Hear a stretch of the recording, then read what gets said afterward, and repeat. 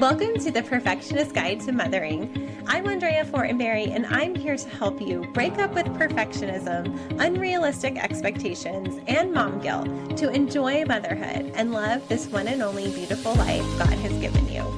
In these episodes, we will be real, vulnerable, and have fun too. My hope is that you will walk away encouraged and equipped for the hard and amazing work of motherhood.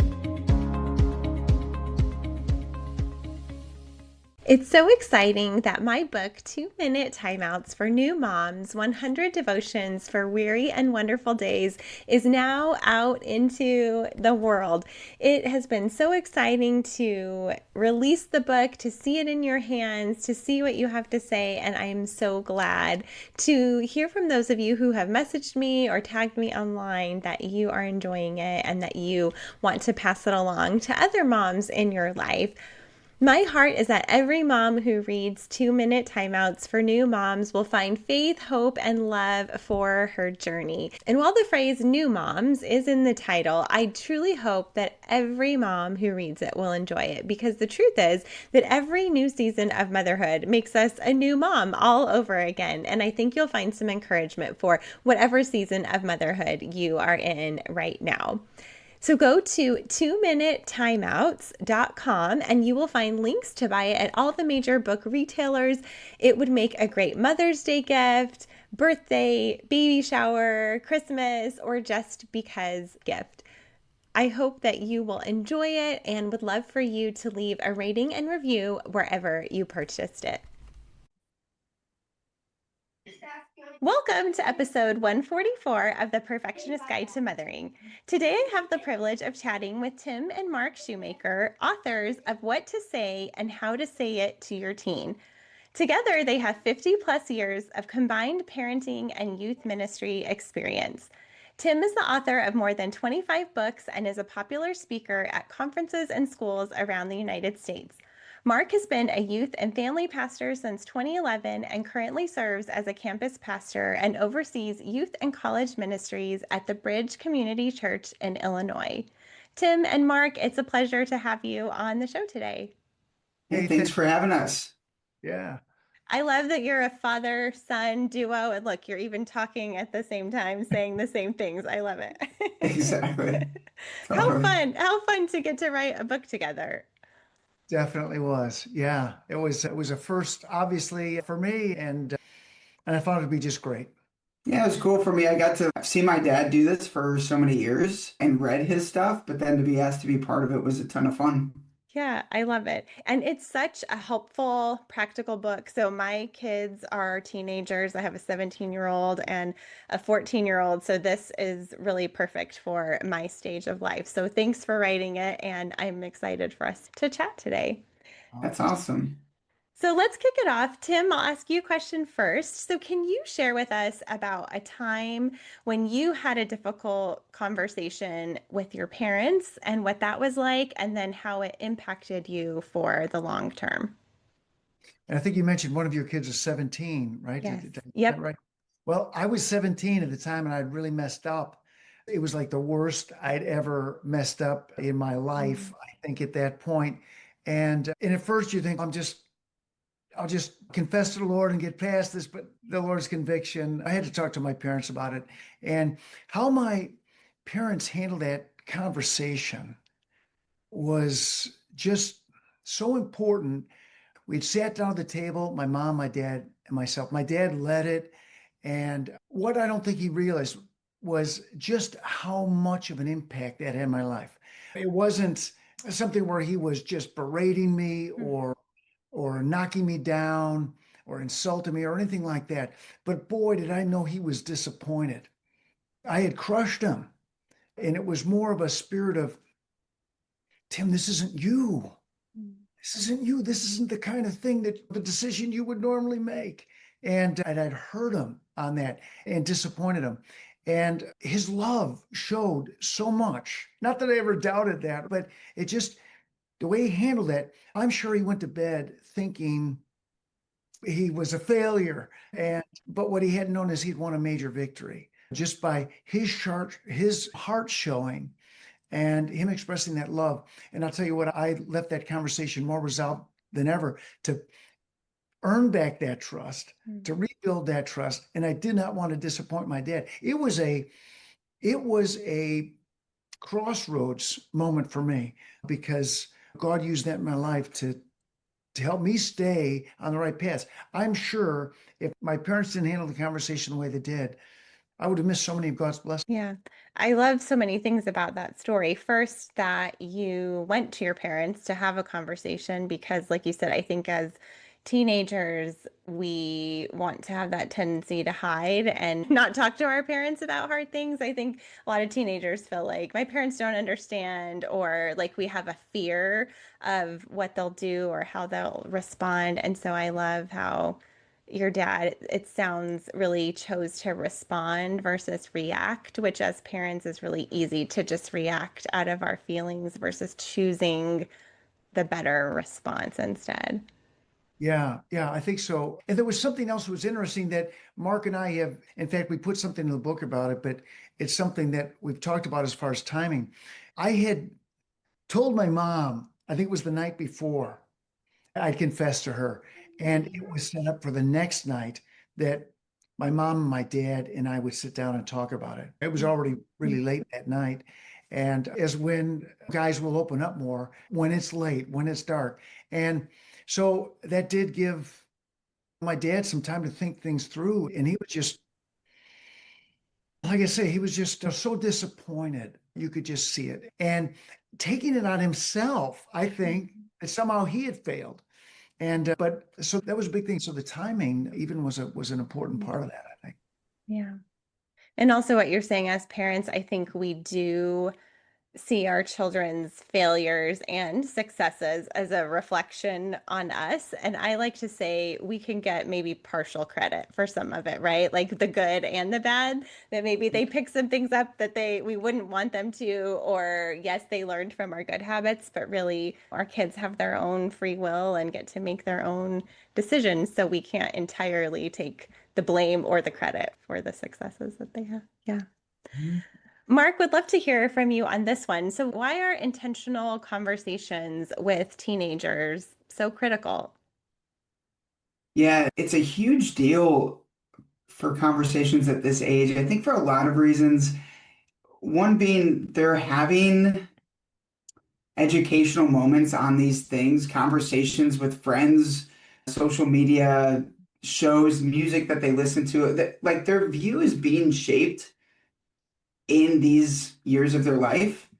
And these are huge critical years of their life where they're going to be making decisions about who they are, what they think about all sorts of things, putting in all sorts of habits in their life that is going to play out for potentially the rest of their life. And I think too, these are the years that you start to feel that timeline a little bit of, oh shoot, they're going to be going off to college soon and my time is really limited, which is true. We got these handful of years here to help shape their thinking on really important topics and hopefully steer them towards what's to come. Yeah, it's interesting because I feel like teenagers do want to talk to us about things, but there's sometimes like this awkwardness between us and the teenagers of like, how do we approach this topic? Like, how do we start the conversation? What will my parents think of me if I have this question? But I think it's really important for us as parents to be open to every kind of conversation, even if it's something we're like, oh, didn't realize you would ask that, but really we're the place that we want them to ask those questions, not ChatGPT and YouTube and Totally. Instagram Yeah. and all those places. Yeah, I can see that with my kids now. I got a 12-year-old, 9-year-old, and 4-year-old. And some of those conversations, some of them where I'm surprised, I'm like, oh shoot, like we're there, we're talking about that. But even as a youth pastor, as I was working with teenagers, I think one of the things I saw with that is you don't necessarily have to start at the most intense, most difficult spot of that conversation. Sometimes there really are baby steps of working up trust and familiarity and learning really where they're at, what they think about certain topics to try to maybe ease ourselves into the more difficult parts of the conversation, the Yeah. deeper waters, if you will, of it. We definitely, if we start young enough and early enough with them, I think the hope is that we're slowly building up to some of those topics. Yeah. Mm.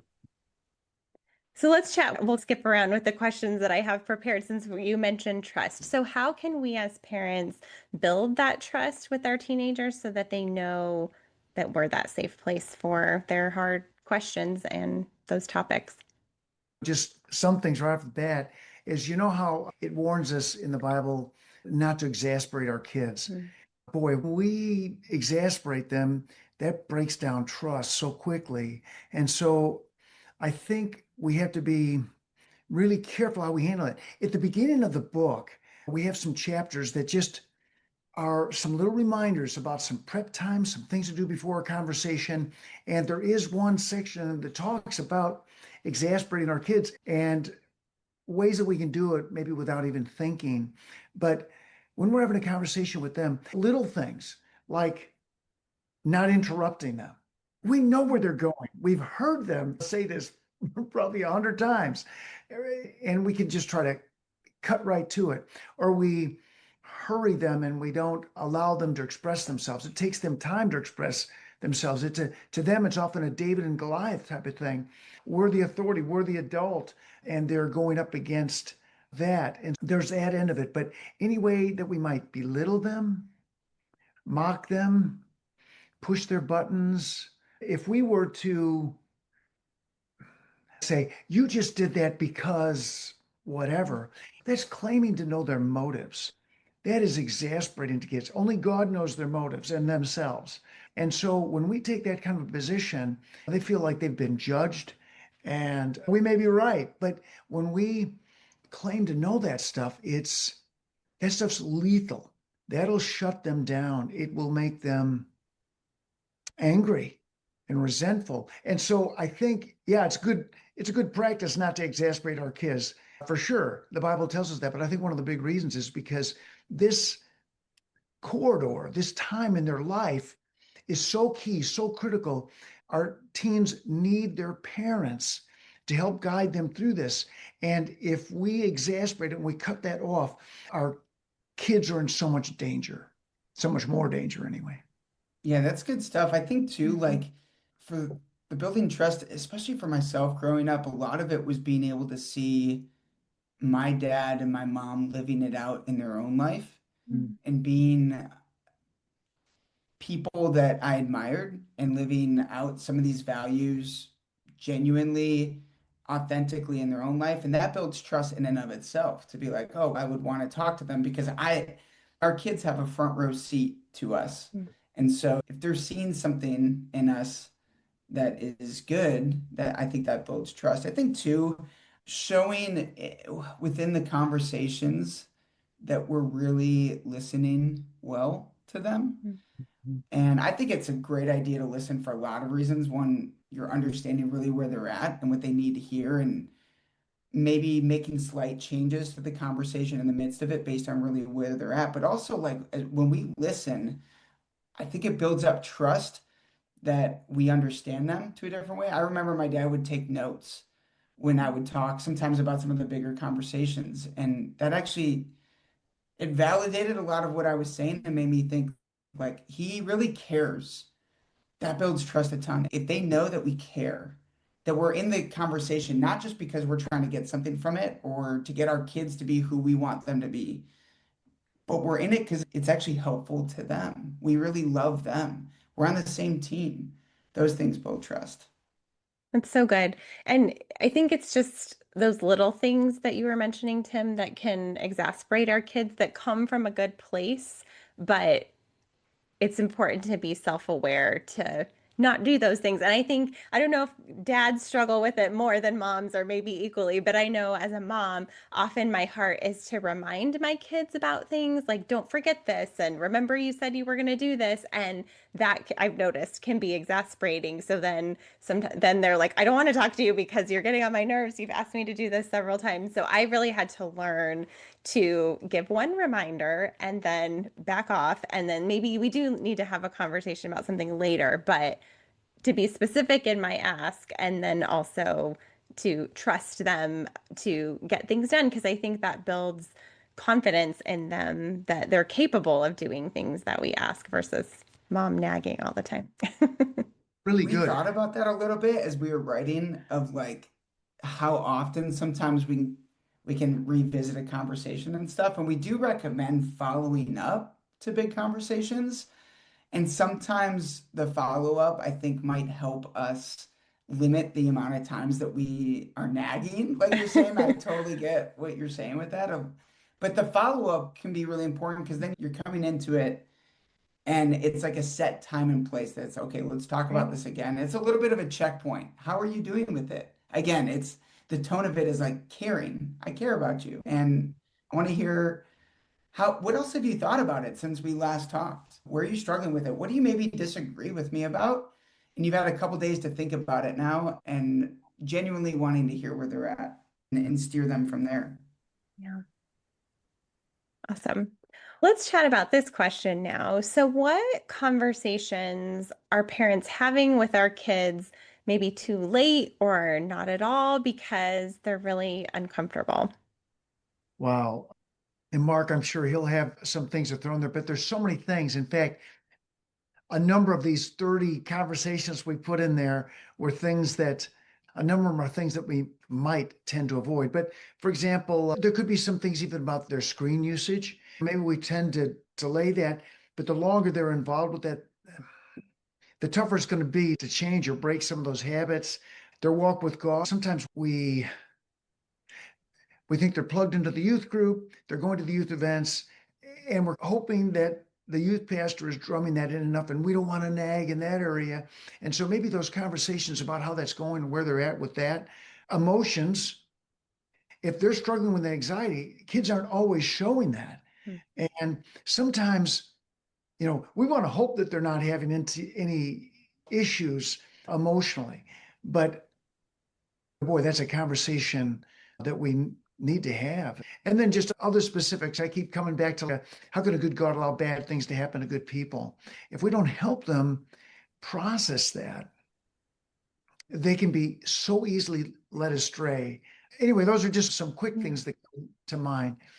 I don't know. Yeah, I all those in many ways. I think and that was a lot of the heartbeat of the book is wanting and in a lot of discussion that we had about trying to limit down to 30 because there's so many more conversations beyond this, but trying to really focus the ones that we wrote about to be some of the ones that we think do get delayed. I love though, Dad, that you brought up the emotions one, because that one, I think a lot of times we can get at the behavior of that. We see something and we're like, hey, I don't like that you're so this. And some of the emotions that we talk about, hopelessness and anxiety, there might be more, I can't think of now, fear we might talk about. I'm trying to think. But yeah, I think to try to have a conversation about that, really to dig in and what's there, we probably put off a little bit. And maybe some of that is, well, I don't know why that is. Intimidation of it, maybe. Yeah. The We don't want, technology one, oh, go ahead. Yeah. I was going to say, we don't want, sometimes we just don't want to believe that they're there because it scares us. It scares any parent to think, what if they are dangerously fighting anxiety or something? And we want to believe that they're not. And so I don't know. Yeah, just a thought. Yeah. Yeah, that's good. What I love about the book is it's so practical. Like you literally as a parent can turn to one of these topics and have language to start off the conversation and initiate that with your kids. So just thank you for such a practical resource because again, it's hard sometimes to navigate these things. And another topic I thought of is sex. Like how do we talk to our kids about that and how do we bring that up and I feel like that's a topic we should talk about with them, like in every age and stage. But I think as they get older, there's just more of a discomfort for them or for us of talking about it. But it's really important. And so, again, I love that you give language to those things.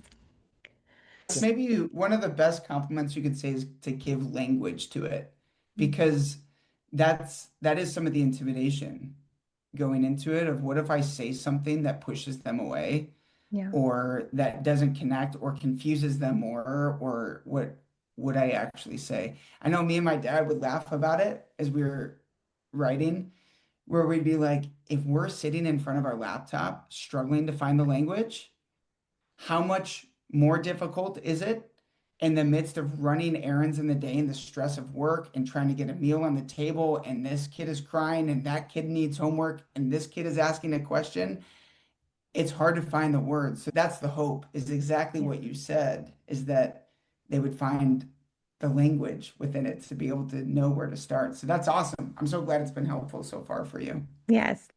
And Andrea, it's the kind of thing that with these 30 tricky conversations, there's no particular order. So this isn't Right. a read from cover to cover, but you do want to read those first, 5, 6 chapters. And once in a while you review them, because those are the ones that remind you how to prep. They want to remind you about timing, about listening, about some good conversation things. And every once in a while, we want to review that, especially before a big conversation. But those are the things that you can use for any conversation. And then, then you just go to whichever Yeah. conversation you need to have. And every one of them are structured the same. We first start out with, why is this important? Because sometimes we want to dodge a conversation, or we think maybe we don't need to have that. So we start out with a paragraph or two of, okay, this really is important. And just some reminders from the word or whatever that help you get you ready for this. Right. And then walking through, right, what to say. And then we always have an alternate way to say it. There might be another way to do it. And we give some suggestions there, and then when to say it and when to follow up. So every one of the conversations, we really want it to be a field guide to help you when a parent is in that situation where they know they've got to have this conversation or something comes up. Truly, it's just a great reference book for parents to have just on their bookshelf again, I feel, or their nightstand to refer to it again. And again, when a specific topic comes up, you guys gave just great tips and language for parents to be able to have that. So thank you again. Let's chat now a little bit about just how we can better prepare ourselves for the tricky conversations. We've mentioned a few things, timing being one of them. Maybe what is the best approach for space? Is it like sitting across the table from one another? Is it driving in the car? Like what would you recommend? I guess generalities, of course, but for having some of these conversations. It could be, there's times for either one. If you're talking, for example, to a boy, the face to face is difficult. Okay. So it's hard for him to keep eye contact. He's going to feel more guarded. So if he doesn't have to look at you, if you're taking a walk, you're driving the car at night where he can look out the side window or the windshield is good. In their room at night, lights are off. Maybe you're just sitting on the edge of his bed and having a conversation. Those are often good places as far as that aspect you were mentioning. I was just going to mention too, sometimes the location, going out and going into public, has been Mhm. something that we've seen as good for a few reasons. One, it brings them into a space that adults have conversations. There's a little bit of you're treating them like an Yeah. adult. You're treating them to coffee or a milkshake or McDonald's French fries because they're the best, or whatever it is that they would like. And having a conversation like that over food, you can do something with your hands, it's also in a public spot, which I can help if it's maybe a Yeah. tense conversation, to keep you both grounded a little bit in that moment as you're out in public too. Yeah, we think a lot about where the location of the conversation is going to be, that it's helpful. Yeah. Love those recommendations. And Tim, I love you particularly mentioned about boys because I think this is something that grows into manhood is that kind of the shoulder to shoulder conversations or like doing an activity together that we can have really great conversations that don't feel like super intimidating when we're just staring at our boys. And so I'm glad you mentioned that. Yeah, I Awesome. mean, you're going to pick up on it's great. You want to watch their body language. You want all of those things. But you know what? Especially if you're talking about moms, they're so good at this. You could probably, if you were sitting on the edge of their bed at night and you were sitting close enough that you could feel their leg or something, or you put you're rubbing their arm, you're going to feel if they tense up. You're going to, you can still tell, even in a dark room, where they're at. They'll do better, yeah, when they don't have to look you in the face or feel like they're being watched for their reactions. An interrogation versus some cuddle and let's have a chat time for sure. Thanks, guys. These are great. Again, just such a great resource in your book, such wisdom. Appreciate that. So now let's have some additional fun conversation with some fun questions. So first one is, what are you reading, watching, or listening to these days? Mark, you want I'm to go right first? now, yeah, I'm listening to a new Benjamin William Hastings songs that just came out, and he did it with a guy named Aiden King. I love both of those guys, so they do a song together, put it on. We're recording the week of Easter, and so I made a little playlist with that song being the top song, but a bunch of other songs that are just Easter focused, Yeah, Jesus raising from the dead focused, and so that's what I'm listening to right now. yeah. Awesome. Love it. Tim, what about you? I think with me, the most regular thing probably is the senior pastor and lead teaching pastor at our church. They do a morning podcast, Oh, fun. and it's called Between the Lines. And I pick that up. Usually I take a walk in the morning. And so it's great to hear them. They're also a father-son team. And it's just fun because I feel like I'm getting to know them better. And that's terrific. So it's a great start in the morning. Yeah, that's fun. I like to walk and listen to something as well. Great. Thank you guys for those recommendations. Next one is, what is a product, service, or practice that makes your life easier? All right, I gotta go first on this because I'm really excited about it. I always stress out about the tire pressure of my car. And it's like my worst fear that I would get a flat tire or something like that. Anyways, a product. My wife bought me this portable pump to fill up my tires. Okay. And I have one leaky tire right now, so it's like Mm, super helpful. I don't have to go to the gas station. But then it's also getting warmer where we live, and I just inflated all the balls in my garage too. And I'm finding all these uses for it. It seems endless, and I'm having a lot of fun with it and that's ready to help awesome. out neighbors too. So I just want to use it all the time. It's fun. That's awesome. Love it. Let's see. If that same question is coming to me. All right. So here's the great thing.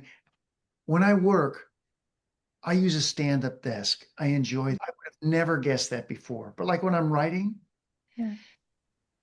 probably 85, 90% of the time I'm writing, I'm on my feet. And I've got a portable desk I can take anywhere outside. And so that's great. You can get out, you can get away from things and write. And I'm trying to think for your listeners, how that probably wouldn't help them much at all, except to say if they've got to be so exhausted. And I would find if I sit down to work on something, you know what? I'm probably working at about 70% or something like that. Yeah. Your awareness and such. But yet when I'm standing, I do much better and I enjoy it. I wouldn't have thought it worked, but it does. And maybe that can help them too. Whether it's them having their Bible study, Yeah.